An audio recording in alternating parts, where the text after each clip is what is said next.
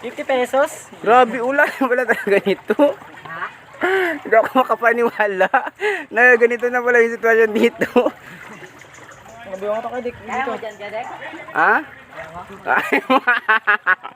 Pwede tayo magbangkaman. Pwede tayo mag-anuman. Pwede tayo mag... 50? Wait lang ha. Alam, wait lang. Magbalik kayo dito. Magwala ko damit. Oo. Okay. Matagal pa kami kay Dick. Ay, totoo ha? Yan pa namin yung motor doon. I-ayos Wala, wait lang. Wala rin pala ito.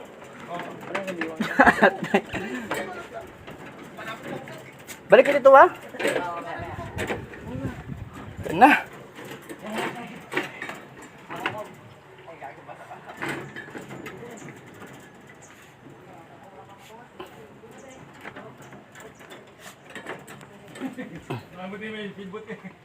Maano pa tayo may speedboat.